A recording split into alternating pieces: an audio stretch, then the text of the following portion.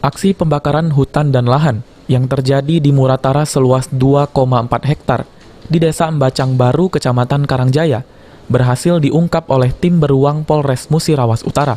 Dalam pengungkapan ini, polisi mengamankan 3 tersangka yaitu WO, WN, dan WI. Saat ini para tersangka telah menjalani proses hukum atas perbuatannya. Diungkapkan Kapolres Muratara, AKBP Eko Prasetyo, terungkapnya kasus ini setelah Polres Muratara mendapatkan informasi bahwa ada aksi pembakaran hutan. Dari situlah Polres Muratara langsung mengecek ke lokasi kejadian. Kami Polres Muratara mendapatkan informasi dari masyarakat bahwa ada tindak pidana pembakaran lahan.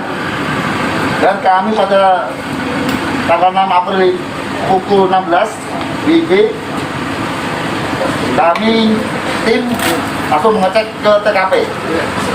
Langsung ngecek ke TKP di daerah Desa Embacang Baru, Kecamatan Karangjaya, Kabupaten Muratara.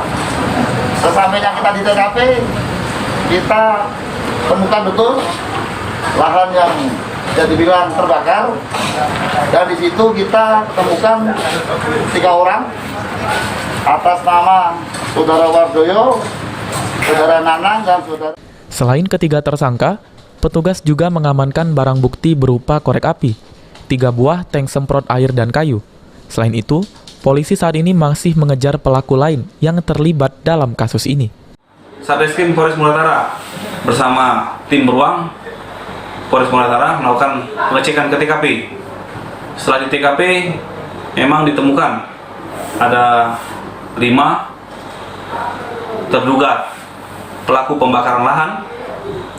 Setelah dilakukan pengejaran, tim beruang dapat mengamankan 3 pelaku yang saat ini kami amankan di Mapolres Muratara. Pada saat kejadian, memang ketiga pelaku sedang melakukan, jadi istilahnya tertangkap tangan oleh petugas yang sedang melaksanakan tugas. Kini, 3 tersangka yang diamankan dikenakan pasal 187 KUHP tentang pembakaran karhutlah dengan ancaman kurungan selama 10 tahun penjara. Adi Arianza, PAL TV.